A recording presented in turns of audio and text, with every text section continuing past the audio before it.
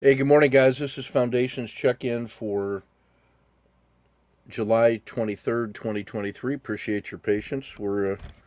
My brother, we'll do a quick check-in. My brother's down helping. We were going through what I call the destruction of Army Group Center. We were going to demolish about 20 wall feet of floor-to-ceiling custom cabinetry in our finished basement so that we could find out where this damn water's coming from that's leaking in. And when we started looking at it, we just said, God, it is all beautiful oak, 100% oak, handmade. And so rather than destroy it, we found a way to repurpose it, which is a little more involved in how you take it apart. So it's turning out to be a little bit more of a project than we thought. And when you're going to move that much stuff, you got to move everything else first. So we're just going through a major, massive purge and decluttering. And I mean, we moved I got an infrared spa, which I highly recommend. Moved it from one side of the basement to the other to clear out space for the cabinets. So I had to rearrange my office, got rid of a couple desks and bookshelves and about 1,000 books I donated. That was the hard part. And now all the little things that were shifting around. So quite a bit of work, but love the kid like my brother, and he drove down to give me a hand. We're having a blast, and all is well here in Kansas. Greg, how are you doing? I'm doing well. Aside from just losing a bet, because I bet that you were dying, and that's why we were selling and removing all your stuff. So now that I know it's a water leak, I'm both happy that you're not dying, and sad that I lost the bet. But everything's doing going Yeah. well, and I'm happy to be here. Well, I would remind you what the Stoics said. We're always dying. You're always dying. And Sure. the samurai in the Hagakure say you're already dead. And so you don't have to worry about that anymore. And that actually is a very freeing thought.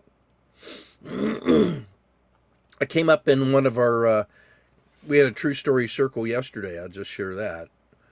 A guy was, he's 78, and his issue was some passive aggressive friend of his was making a big deal about him owing him $40 because his friend lent him a bicycle to do a bicycle ride, and there was a accident or something. It went off the road, and the bike had some damage.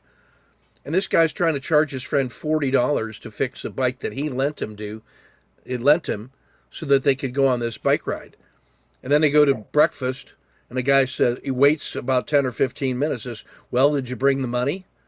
And this guy was worried about it and bothered him because of his, potentially losing his friend over $40. And we had to just say, look, he was waiting that whole time while you thought you were having breakfast with a friend. He was waiting for the right moment to stick you with that $43. I would have paid him the $43 up front and said, that's the cheapest that it ever cost me to get rid of an asshole from my life. Don't darken my doorway again, and then forget about him. Because look at guys, you got 3 billion heartbeats in your life if you're lucky. How many of them are you going to spend on worrying about what an asshole thinks about you? Zero. Not going to waste any of my heartbeats worrying about what somebody else, who's an asshole especially, thinks about me. What a freeing thought that is. So, yeah, we're always in the process of dying. Spend your heartbeats on things that matter the most important things. Hamad, how are you doing? I'm doing really well. Moved to my parents' place because my mother-in-law just couldn't stay in the apartment too long, so she had to go back home, and my wife followed her, and I'm back at my parents. It's nice to have my clothes all folded, have dinner and lunch all the time, Yeah, So yeah, you could not get used complaining. to that. Yeah. Yeah, you could get used to that, I think. Yo, they like us here, especially since we've had the baby. They really like us here. It's the first granddaughter on both sides of the family. Well, So you're now the superstars of the family. You know, yeah. it's like winning the Oscar. You gotta use that carefully. Use your newfound power with great care. That's good to hear. Lou, how are you doing today? Good, Ken. Thanks. I was just telling Greg, I'm going to stay on a positive side. But how good. I got a lot out of Friday's session, so I watched that a couple times already. And so I got a lot about that, between the framing, the business plan, and the psychology kind of all wrapped up in one Q&A session. And that was very helpful. Yeah, I thought we did a good job on that. It was a good question, and it went to some good places. Yeah, I was going to say, I don't know about the we. I thought you did a good job. So, yeah. Well, if you guys don't ask those questions, I don't give those answers. It really works. I will also note it. A few times, I can't do a live podcast usually because of soccer or some travel difficulty or something. And when there's not a live audience in there, boy, it's so hard for me to do it. I don't feel that same. It's like I guess maybe a musician playing live. I actually need that energy, that focus, because otherwise I feel like it. Well, this is just me recording a message for some, and I'm thinking about what I'm thinking about, as opposed to thinking about what the people are thinking about. It's weird that it works that way, but that's kind of true. So to me the essence of collaborative learning is the best questions coming from great students to a humble teacher who's doing their best to try to answer it. And who is ever talking, you're in the role of the teacher, setting the conditions for the next round of discussion. So literally when you're asking the questions, you're the teacher that day, asking us to look into things. So we've got to take a look at how we co-create our education, and the responsibility for what happens inside the dialogue. Is the boundary between teacher and student is the boundary between the heads and tails of a coin. There's no boundary.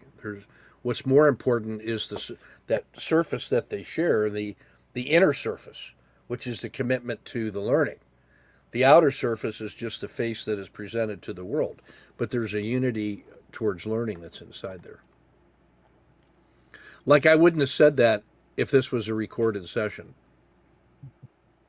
It was the fact that you guys are here with energy that's given me the creative spark to see that, and I've never said it that way before. So bam, evidence of creativity and the collective learning environment. Chun Long, how are you, sir? Yeah, very well, Ken.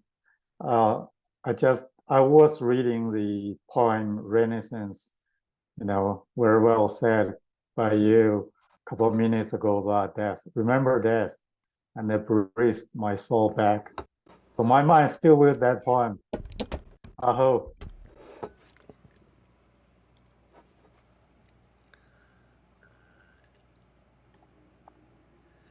Oh, where did my video disappear? Oh, there it is. Okay, it looked like my video disappeared for a minute. All right, so this is from Hamad, and we're going to take a look at some self-coaching and see what we can see. So what I want you guys to be doing is thinking through the eyes of a coach or his accountability partner. I guess my brother just woke up and surprised the dogs. There they are. So I want you guys thinking about this through the eyes of a accountability partner, a self-coach. If this was your performance, what would you draw conclusions of? Can you step outside of the trader and move into the coaching analytics? And so this is Hamad's performance recently. This is his setup and analysis, so we're going to see what we can see. And he's committed to some things, like he's committed to some action steps. And now this is his check on his coaching. So not only are we looking at this in terms of trading coaching,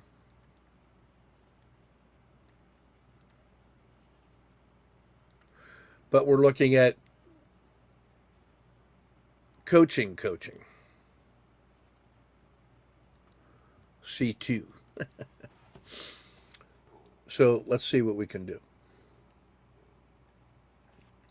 Okay, this is for a period of 18, 19, 20, 20, 4 days. Excluded Monday because that was an exceptional, that's an out of sample series. Meaning that it is, that one of those things was not like the other. That day was abnormal and should not be considered in the things that we would consider to be normal trading. Now, here's where you got to be very careful as a coach or as a self-coach and as a researcher, that a lot of times that we do like a survey or we do gathering of field information, that's the ecosystem, and we take some samples all around in here, and then we organize that, into tables and all, and we look at that, and before we perform the analytics, we say, was there anything unusual or abnormal in the collection of those samples that would lead us to believe it was not a good sample of the larger population, and so that we should exclude it? Now, sometimes we can do things like, well, on a survey, somebody answered one question twice or skipped a question, or there was an obvious error, or you can infer sometimes that thing should not be included. The reason to be careful about that is that sometimes when you have a hypothesis and you think that the histogram should look like this, very nice and orderly, and instead what you get is some kind of distribution that looks like that, you say, well, these anomalies, I find reasons to exclude those so that when I take them out, the thing conforms to my expectation. So that's what we got to be careful of. So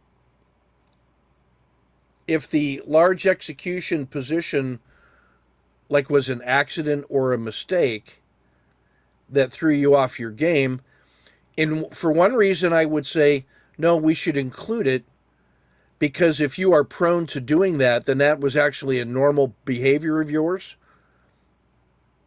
And we want that to be in there so that we can see what your actual trading going forward is like. Like, we don't want to go afterwards and say, because I did bad, because it was a large execution position, I'm going to exclude it, because that's not who I usually am. But reason this way, what if you had a large execution position and you did really well? Would you want to include that in the numbers and say, well, that's just part of the way I would normally trade? If there's a difference in how you would react based on what the results were, so there were decisions that you made which led to actions, which led to results. And there was environmental circumstances going on too that led to decisions, that led to actions, that led to results. So what we can't do is go back and say, well, because the results were bad, I want to exclude that, because I will find a reason to explain why that was unusual behavior and is not part of my normal trading practice. But if you had a hunch and you played a large position and it worked, the human monkey tendency would be to say, well, that was just me. There was something inside me that went above and beyond the rules that told me I was good to go, and see, it paid off, and I'm going to be able to tap into that feeling of an intuition in the future. And so I'm going to count it. And that is the worst form of pseudo research that you can find, because you are excluding them because of the results and you're trying to conform to your belief.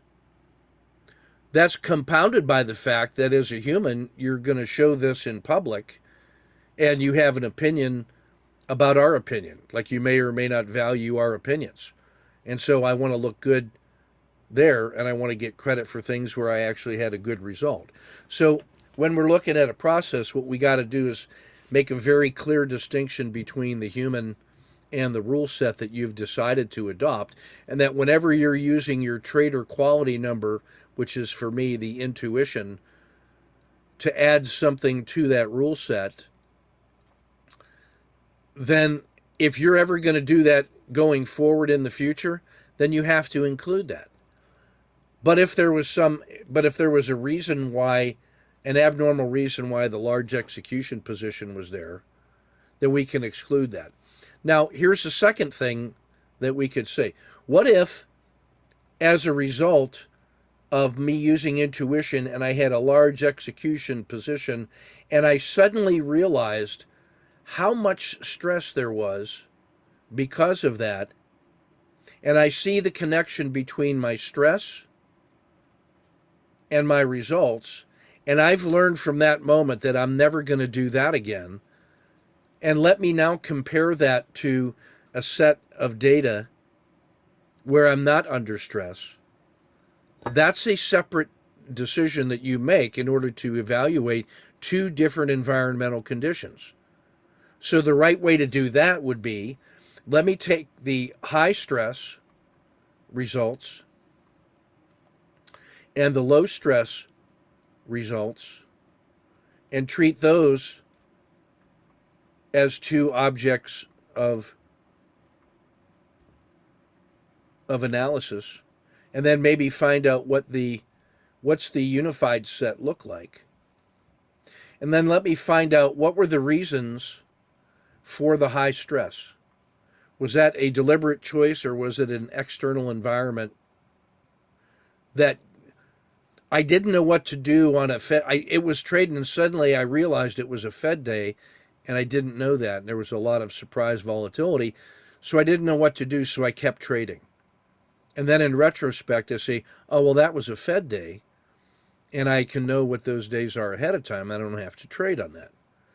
So that's what I want to say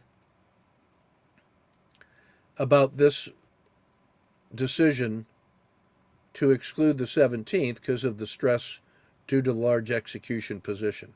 So I'm going to let you sort that out and think about it and make a decision. But my spider sense is that if you are ever using a rule set plus trader quality number where you have some amount of discretion, then you should say, hey, in my trading plan, what is the percentage of my decisions that are made by rules strictly, and under what conditions can I make trader quality judgments? So you'll see that with me in the swing trade portfolio, where the thing is it's like a core and a turbo or something, and it's coming and it's starting to back off, and there's still 30 minutes before the close, and I got to make a decision. Should I take that turbo trade and turn that into an overnight swing trade because I have a reason to believe that wherever it closes, there's a greater than normal likelihood of a large positive gap as a continuation trade for that surprise upward move? Any decision I ever make to hold overnight, that started from a pure turbo, right? Like if there was a swing trade that I was already going to hold it overnight until I get the swing exit signal. Until I get the swing exit signal, I'm always going to hold the swing portion overnight. But the turbo portion is a separate decision. Am I going to add to the swing position because of the goodness of the turbo, and I want to increase my overnight position on the swing? That represents an increase in dollars at risk that's not justified by the swing trade itself. Well, why do I say that?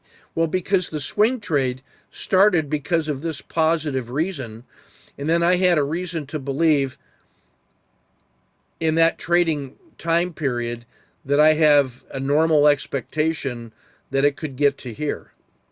But it's going to take that much time to do it. To add to that position in here doesn't mean that I can now revise my upward estimate and say that the new reward is here and I'm entering here. That means this position doesn't have access to the gains of the first position. I only have an expectation that it's going to go that far. Now, maybe a higher expectation because of the success, but I have a smaller amount of legitimate gain because the previous resistance is still the previous resistance until proven otherwise. So adding a second position before I get to the successful target of the first position means rationally that I'm placing a larger bet. I'm adding to the risk, but I have a smaller positive expectation. So I got to be very careful about this decision. So one of the things that I will do then is I'll only carry 1/5 of the shares. That I'll cash 4/5 the shares to earn the money to pay for the additional risk. And now this thing has earned markets money for that smaller sliver of risk for the overnight position. And it's a 1-day trade. The only hypothesis is that there is a positive swing available. I'm not even worried about revising the upper estimate of the swing. I'm only playing for the positive swing. Or the positive gap, I should say. Excuse me. The positive gap. Because if I wasn't, then all I have to do is just sell the entire position. And then in the morning, if I get a favorable turbo setup, just like I did today, I can put the whole turbo position back on. So the only reason to hold that overnight is because I think there's a reason for a positive gap, which the turbo trade cannot get. Check or hold. So that's an important one. All right, diagnosis. A lot of losses in the 0.5 region and less due to executing patterns while Z3s are compressed in an SQC. So a compressed or a compressing SQC is also known as Croc River, where we're going to get chewed up because those Z3 lines are in the process of compressing. They haven't yet gotten to a frog box. So it's not until I get to here. Well, suppose those are the same size. It's not until I get to here that it's a Z3P. So at any time after the Bollinger Band lines start to compress, I have to remember that I'm in an SQC, a developing SQC, and this is where I get chopped. It's not until I get into the Z3P that I get true abnormal compression. And then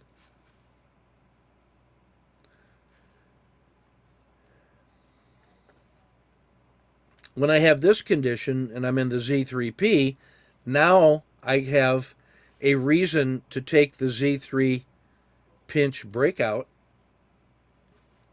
because this thing has been so tightly compressed that I can now think about having the Z3 to Z3 lines to be my risk box. And then that's the shape of the normal breakout. And then I can also think about the fake one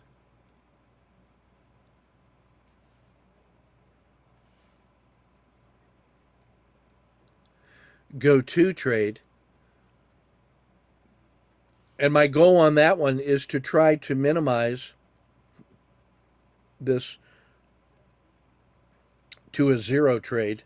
You'll never get a no lose plus dinner for two on that one because it happens so fast, really. But rather than waiting for it to come all the way down to a -1 and then taking the short, I noticed that my tendency is to turn that into a scratch. And then what I'm hoping to get is simply the return to the other side of the Z3 channel. So I'm trying to take advantage of the size of the channel, and I'm trading essentially from the Z3 line to the Z3 line. And then if that breaks out, that becomes like a collapsing dragon, and then it can be huge. So the actual travel path that I'm looking for that is the breakout occurred back to the channel. That's I would say, false breakout.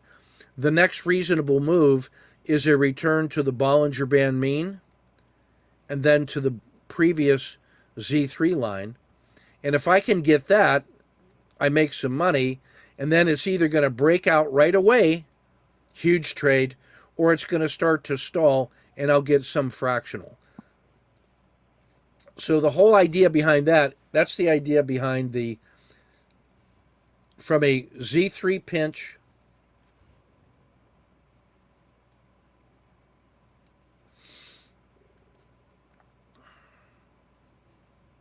and there's my frog box. I'm either going to get the breakout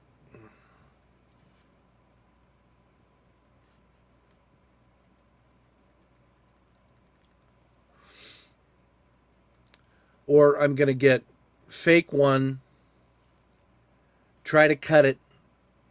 That didn't cost me any money. And then play the first leg of the go-to is the move to the far side of the previous Z3 pinch, right? So wherever this was,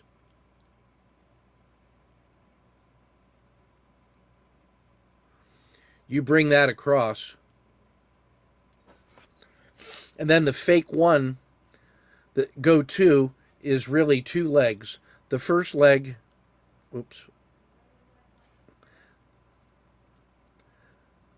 that first leg is this one. And then the second leg is this one. And then if that goes, now you're into a whale, right? So if I can make this one, hey, just false start and turn that into a zero trade, that's going to be such a fraction anyway. Remember that if you can turn that into a scratch trade, what that meant was that this thing failed so fast that you didn't even have to, maybe your stop was here, or maybe your stop was there. Right. This is a special case. That's why in the foundations, I teach SSC, Kata 2, and Collapsing Dragon as the primary patterns. Until you kind of master that, I say stay out of the Crocodile River altogether.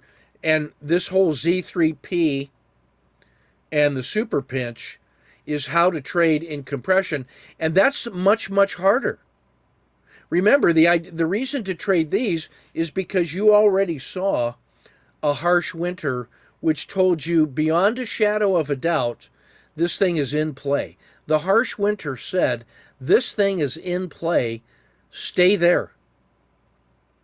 But if you're into something that you like and you're comfortable with and it's an old reliable and you want to explore this and you decide against my best advice, you're going to try the Z3 and the super pinch.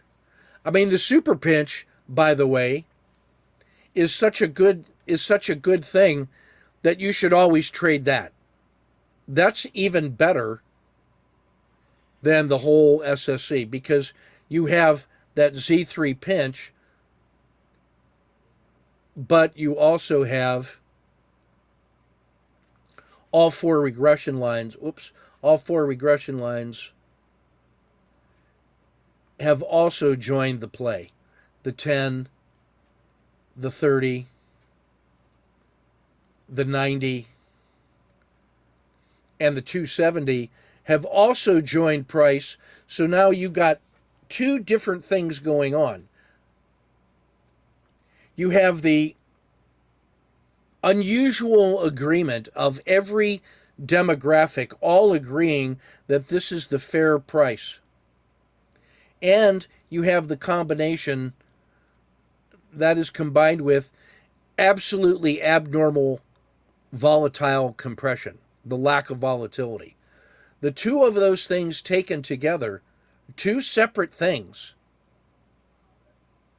Like, could you imagine a move that went like this and then went like that, and you had extremely wide volatility, and it just so happened that you had the 270 and the 90 was up in here, and the 10 was like that, and the 30 was like that. Okay, so there was a temporary agreement of price, but the volatility was so wild that this thing is just scattered all over the place.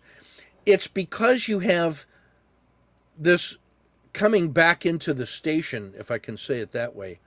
The super pinch is amazing because you have abnormal compression and you have agreement on price. Agreement on price plus abnormal lack of volatility. That's what creates the acorn effect. And when that thing goes, it's unbounded because these things have all slowed down and there's been no movement. This is a fresh new ball game. So you can go back in time and look at what were the historical excursions from these acorn-like conditions, and how long did they take for that whole phase to go? Like, from the onset of COVID, there was a grinding upwards and it came like this, and then suddenly there was a huge downward move. That's the size of one acorn move. It's like it was 40% in 3 weeks. That's what can happen from these acorns. So you're kind of in this position now where I'm telling you, look, the traditional foundations of trading, I say, wait for the harsh winter to tell you something is in play. So now the SSC, the Kata 2, and the collapsing dragon are all reasonable reactions because there's such an exaggerated amount of interest already, which is defined by the harsh winter. So you get the SSC, which it makes a turn and gives you a counter trend trade. That's a counter trend trade. And we know from a counter trend trade that if this thing breaks, we're into our favorite trade, which is the collapsing dragon. Right?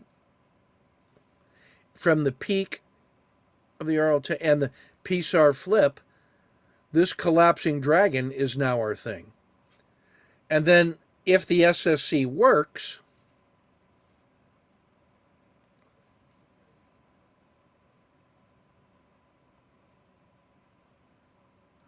we have some ability to take that much longer series of Kata 2s, which is the beginning of a development of a new trend that has to defeat the old trend.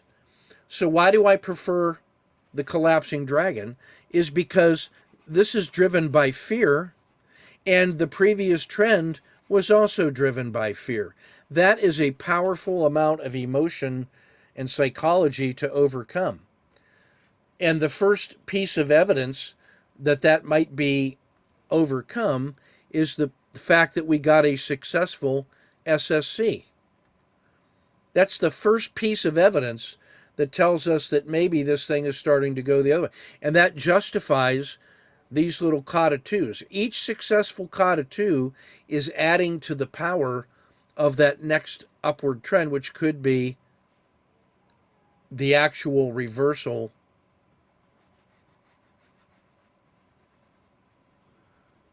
of the harsh winter. So to your point, exiting within the noise, yeah, because and in that whole series of trading, exiting inside the box between the PSAR flips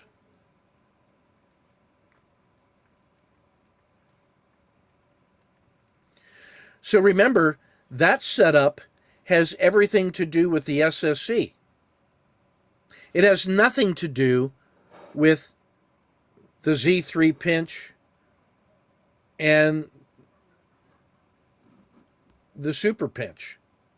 This, in the SSC, is the noise.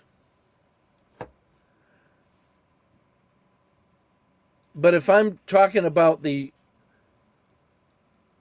series, I say stay out of the SQC, which is really when you're trading inside this noise. But if that thing has become a Z3 pinch,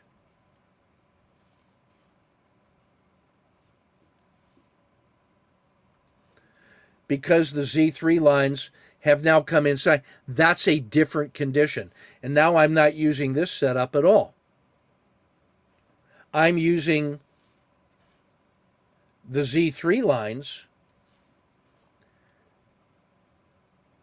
as my risk box.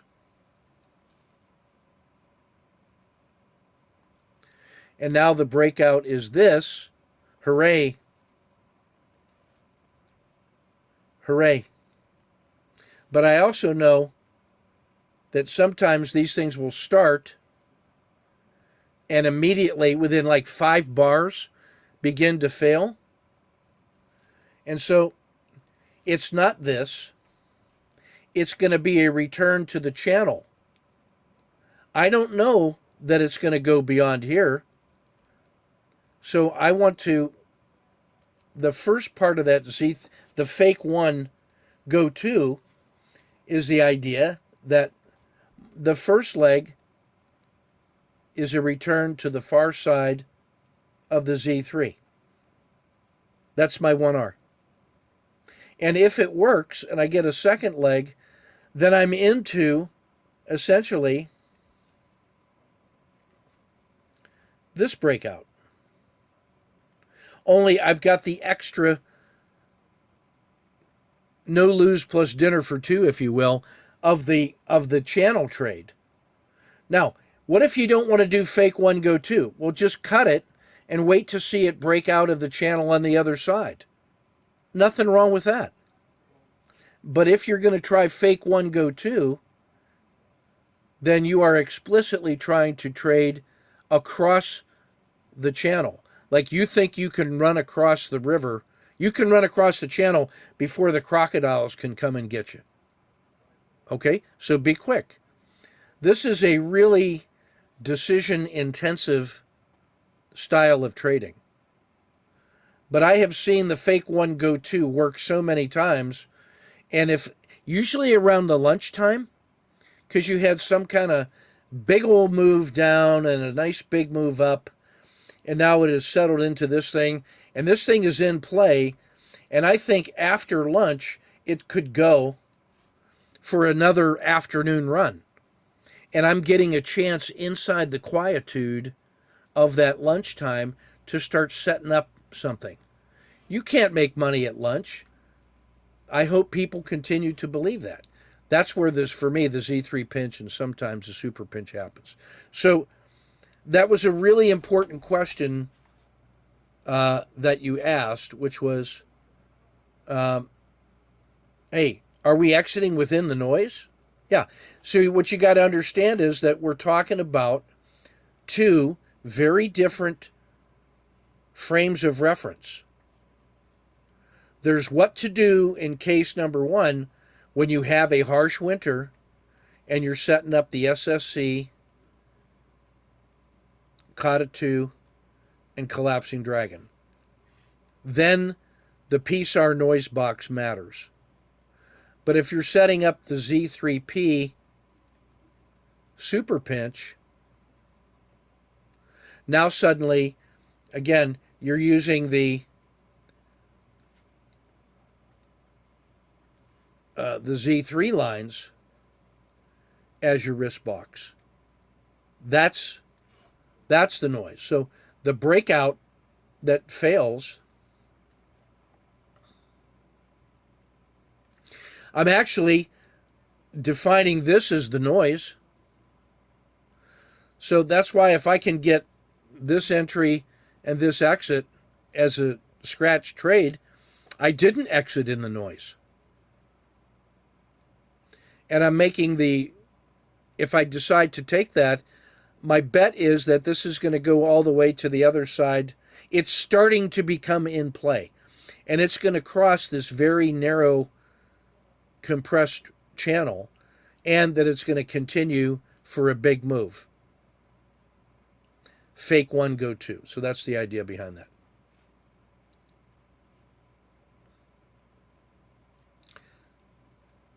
So you've been scared of taking Z3 breakouts. So you've excluded Z3 breakouts from your trading rules. So what I just described then should be part of your consideration about when to start adding that power tool technique. Now, Lou asks a question. Based on this discussion, should we reperform the analysis with time of day to see what that might tell us? Absolutely yes.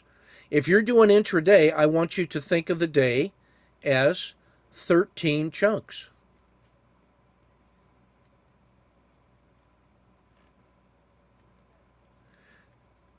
Consisting, and each one is 30 minutes. I want you to realize that the opening 30 minutes is maniac action. This is all of the news and the gaps and shenanigans all getting processed in the first 30 minutes. And the last 30 minutes is guys getting rid of leverage and posturing and trying to get in front of tomorrow's gap. And if they're trading in the overnight session with futures, they're taking positions now to influence the guys who are trading in the aftermarket or are trading in the futures market, which is continuous. And what they're trying to do is front run wherever they think this is going to, if they think there's a good chance it could gap open to here, then they can take the close and trade that move, which is then going to lead to the positive gap. So that's why the last 30 minutes is crazy. And you don't know what they're doing because, and unless you're trading that market, you've got to get out of it by here anyway. So this is often a reversal of the intraday move. So that last 30 minutes, I just say stay out of that. And this 60 to 90 minute period in lunch is often filled with things that are becoming SQC, then becoming Z3 pinch, and it might become a super pinch. And unless you're skilled at that,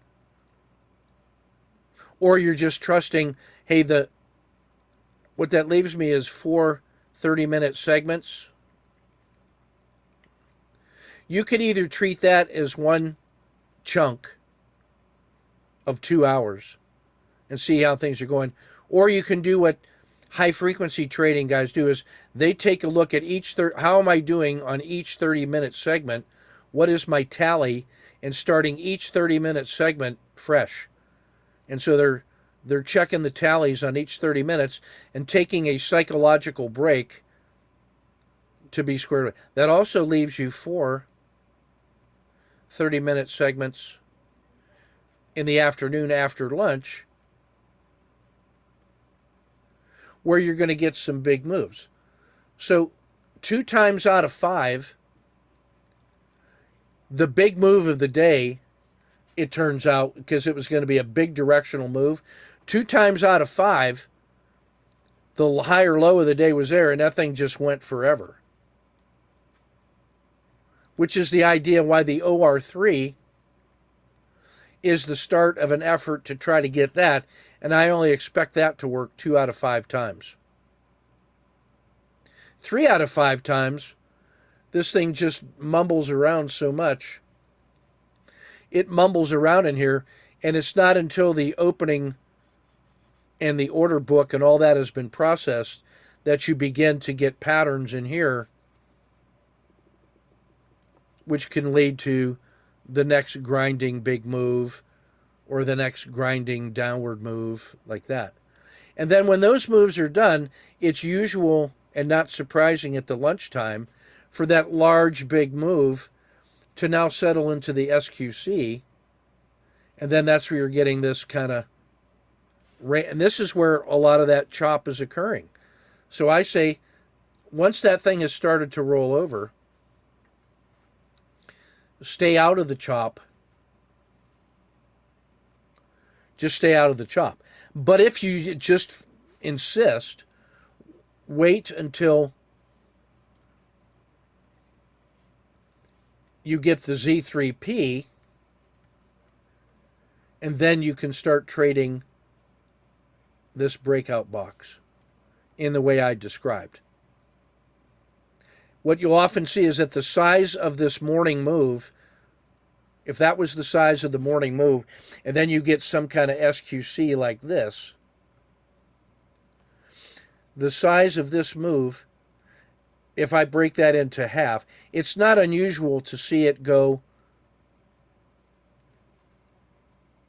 strong move up, sideways chop, and then half a move up or half a move down. And then in the last 30 minutes, it kind of, I mean, who knows what it can do? It could move up or down based on how they posture. And that's why this is just crazy. And I say, stay out of that. The only advice I have on that is, if this move up was so good that the VWAP might have been here, and you'll see that nice big gain that you ground out during the day in the last 30 minutes comes down to the VWAP. And then all of the hard work you did in here is gone in the last 30 minutes. And then what you thought was a nice bar that was looking like that ends up in the last 30 minutes becoming not very much money at all. So to your point, adding,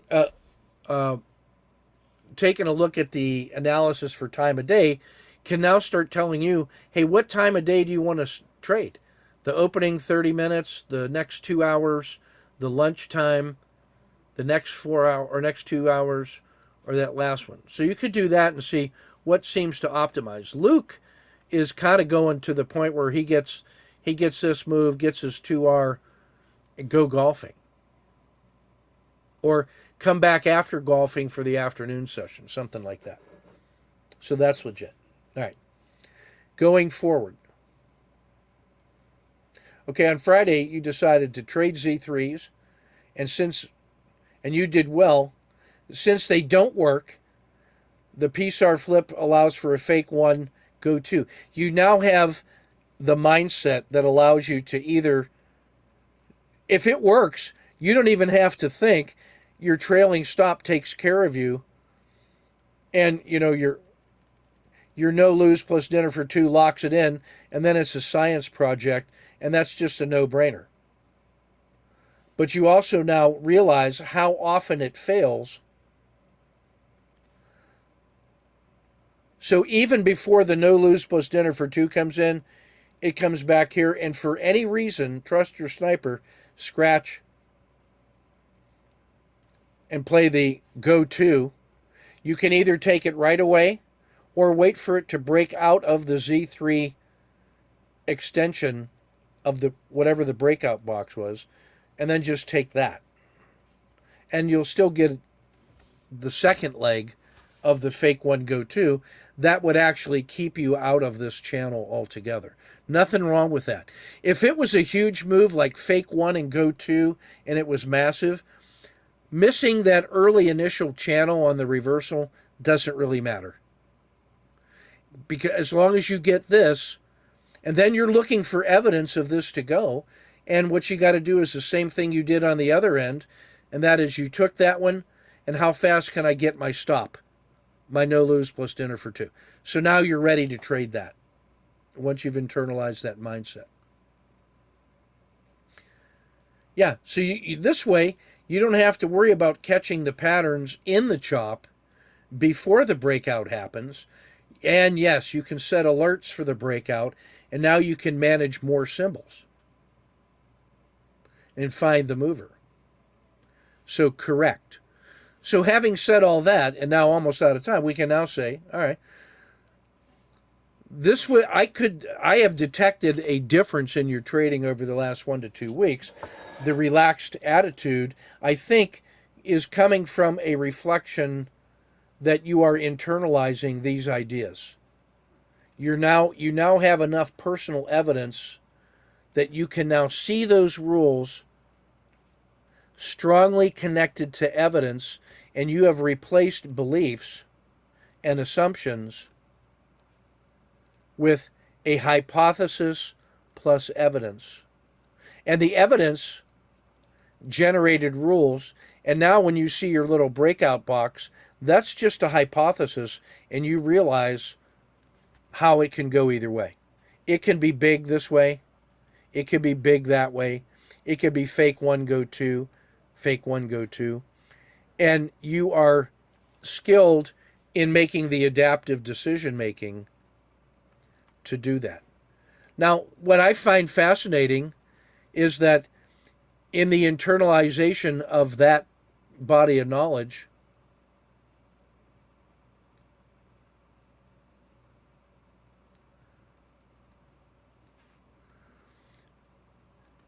there's your scholarship. Getting paid to learn. Getting paid to learn. Here's the histogram.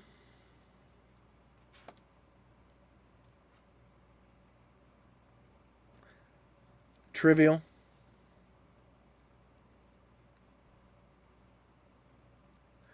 Looks normal.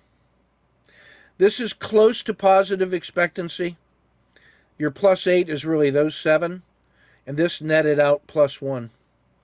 So it's early days, but it is already tilting towards positive expectancy.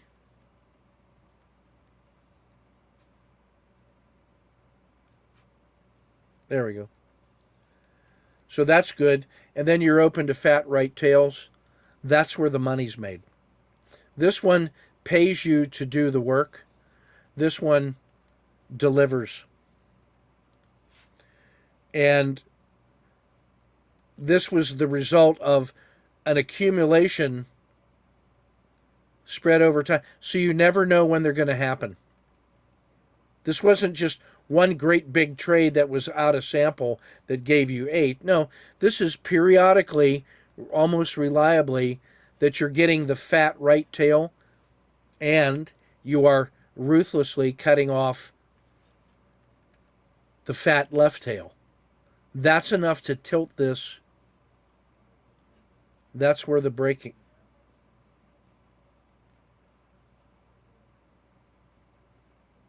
So yes, everything you said, I agree with. So when you have internalized all these things and you have now, you've got your trader's eye who's looking at the market with all your rules and techniques and patterns and decisions. Now you are also developing the coaching eye. You are able to disassociate the trader's mind and adopt the coaching mind. And now you can look at the results and data, and now you have a structure that allows you to evaluate that dispassionately, and that allows you to give advice or insight on any data set, whether that is from your trading self or others in the accountability group. Or some guy comes in and said, hey, here's my system. What do you think about it? I say, well, show me this. Show me control charts. Then I'll tell you what I think about them.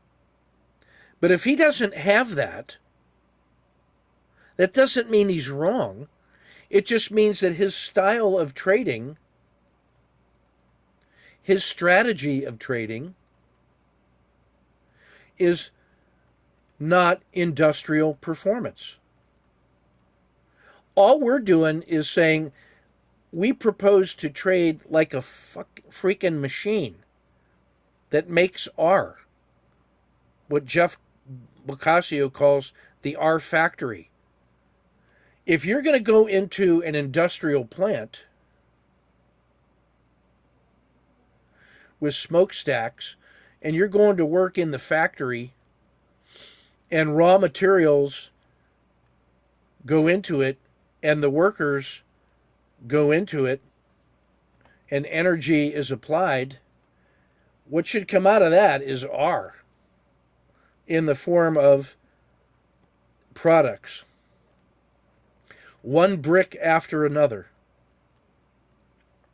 And we are now applying quality control measures to the operations of an industrial plant. Why do I want to trade that way? Because if I have a little factory that can make bricks with this set of raw materials, I can scale that and franchise that and clone that. And I'll apply it to different symbols, different markets, different times of day, and the mindset and the system scales. If I have non-industrial production and I have an artist and he has some kind of magic touch and his magic produces these results, you know what magic is? Magic is just unexplained process. I don't know if I can standardize,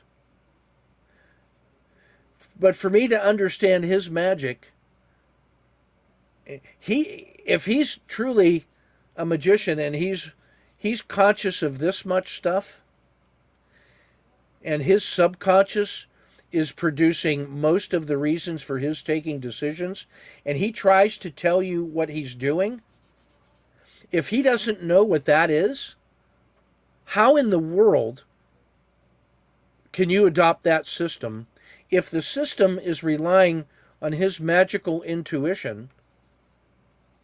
I'm not saying it's not magical. I'm not saying that this is invalid.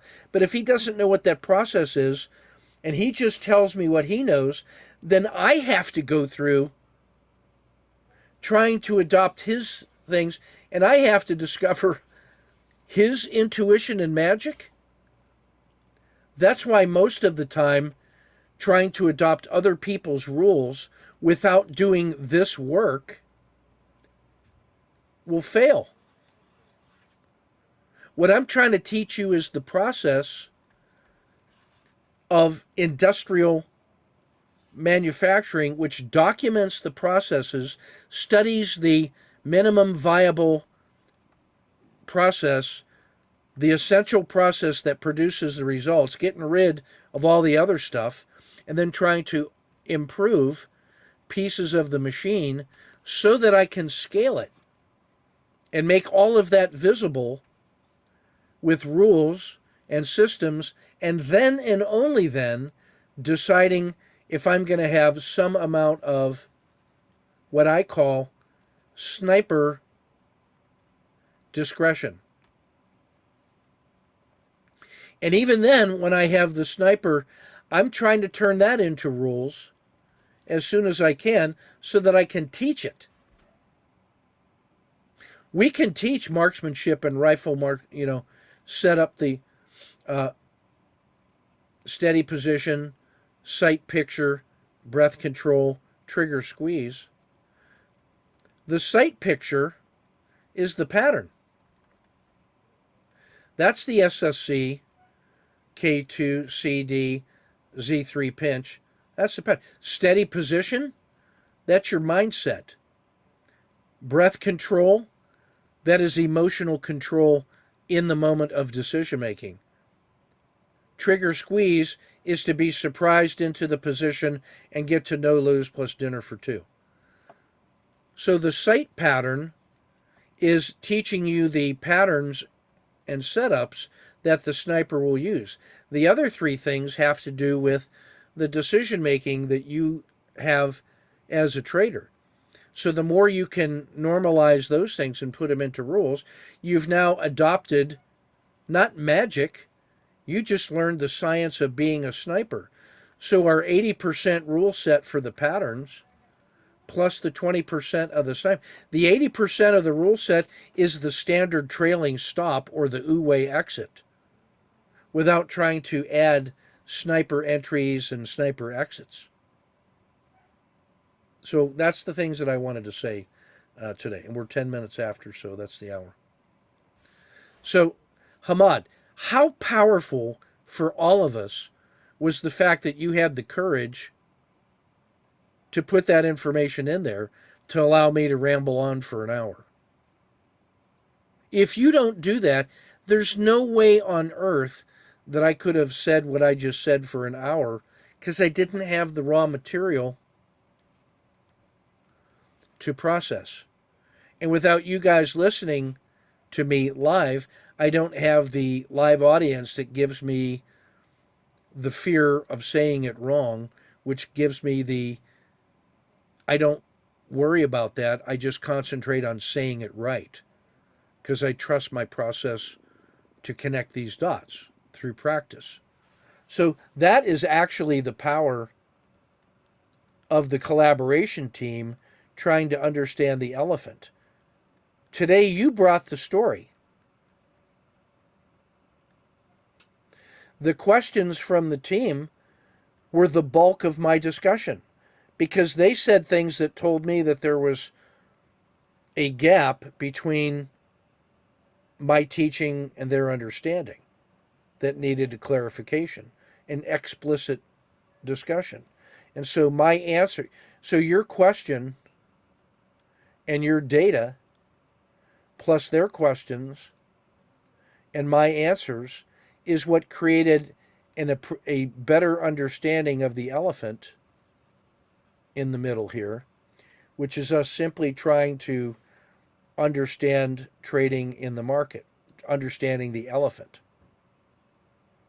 That is the power. And then how to do that is coaching and the values of true storytelling about making space, creating a safe, trusted, truthful space in which we can do a story exchange combined with the power of deep listening that is non-judgmental, non-advising, none of that. It's simply deep listening, and then from that comes really good questions. That's what gives us the opportunity to transform. But these are preconditions that you don't get a realistic opportunity to transform, to take that risk, to make a change, unless you have confidence that we're starting from the basis of truth. And you don't have the basis of truth until you can trust the other people talking to you that they're telling the truth. So your belief that it's truthful has to come from the trust that you've invested, which is a risk. And the willingness to begin to trust is based on the creation of safe spaces that allow us to engage in risky behavior that allows us to trust each other because we've been vulnerable about who we are and what we're doing. And then as you start iterating around that, you end up clearing the space so it gets larger and larger for us to operate in, inside the safe space of the True Story Circle, the playground, the workshop. That's where the workshop is. The workshop is really where the work is done, is inside the safe spaces that we've created to practice doing the work. And that's the point that I wanted to make here, that even from just a week's worth of learning that gave you these insights, it was +8. That the confidence that you should have from that is that even the baseline rules that we're doing are creating opportunities to not get murdered and paying a large tuition. It's actually paying for itself to do the learning. That is a unlimited, resilient, robust learning system that's helping pay for itself. So safety, trust, truth leads to opportunity. And so it's the creation, the mutual creation of the safe space allows us to do this kind of work, to analyze the particular raw material, to now check all the decisions you made. You committed to those in writing and then wanted to see. 8 weeks ago, you would have said, here's my results. What should I do? Look at how important that distance is. 8 weeks ago, you would have said, here are my results.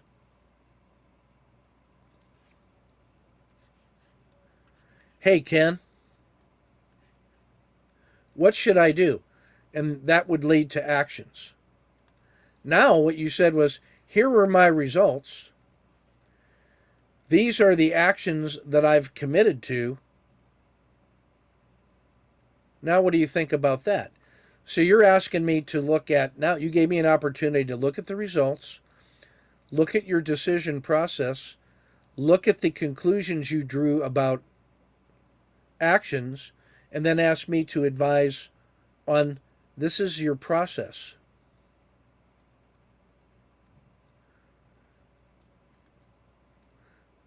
Your process can now scale because that's your factory.